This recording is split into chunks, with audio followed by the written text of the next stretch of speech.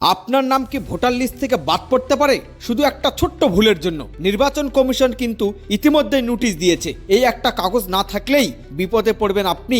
SIR update নিয়ে বড় সিদ্ধান্ত, কার নাম বাদ যাবে কার নাম থাকবে। ভিডিওটা শেষ পর্যন্ত না দেখলে আপনার নামও বাদ পড়ে যেতে পারে, সাবধান। এক্ষুনি জানুন পুরো সত্যটা। চলুন বন্ধুরা শুরু করি। এসআইআর কি?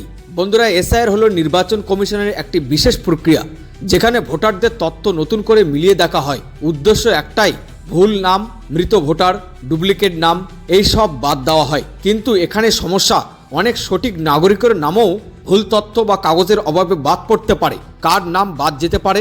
নির্বাচন কমিশনের নোটিশ অনুযায়ী যাদের ঠিকানা মিলছে না, যাদের ডকুমেন্ট আপডেট নেই, যাদের নাম একাধিক জায়গায় আছে, যাদের দীর্ঘদিন ভোট দেওয়ার রেকর্ড নেই, এইসব ক্ষেত্রে নাম বাদ যাওয়ার সম্ভাবনা বেশি। কোন কাগজ থাকলে নিরাপদ? বন্ধুরা, অন্তত এই একটি কাগজ অবশ্যই রাখবেন: Aadhaar card, voter ID, ration card, ঠিকানার প্রমাণ, বিদ্যুৎ বিল, ব্যাংক পাসবুক। এই কাগজগুলো দেখাতে পারলে আপনার নাম বাদ যাওয়ার সম্ভাবনা অনেক কমে যায়। সবচেয়ে বড় ভুলগুলো, এই ভুলগুলো কিন্তু অনেকেই করছেন: নোটিশ এলে গুরুত্ব না দেওয়া, সময় মতো যাচাই না করা, বিএলও এলে কাগজ না দেখানো, আমার কিছু হবে না বলে ভাবা। এই ভুলগুলো করলেই কিন্তু ভোটার লিস্ট থেকে নাম কেটে যেতে পারে। কি করবেন এক্ষুনি? বন্ধুরা, এক্ষুনি করুন, আপনার ভোটার লিস্টে নাম আছে কিনা চেক করুন। এসআইআর নোটিশ এলে অবশ্যই উত্তর দিন। সব ডকুমেন্ট একসাথে রাখুন। প্রয়োজনে বিএলও বা নির্বাচন অফিসে যোগাযোগ করুন।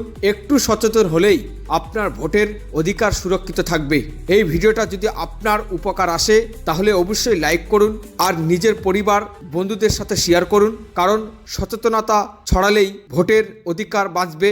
এমন গুরুত্বপূর্ণ আপডেট পেতে ইয়েস বাংলা টিভিকে সাবস্ক্রাইব করুন। আবার দেখা হবে নতুন ভিডিওতে। ধন্যবাদ, ভালো থাকবেন, সুস্থ থাকবেন।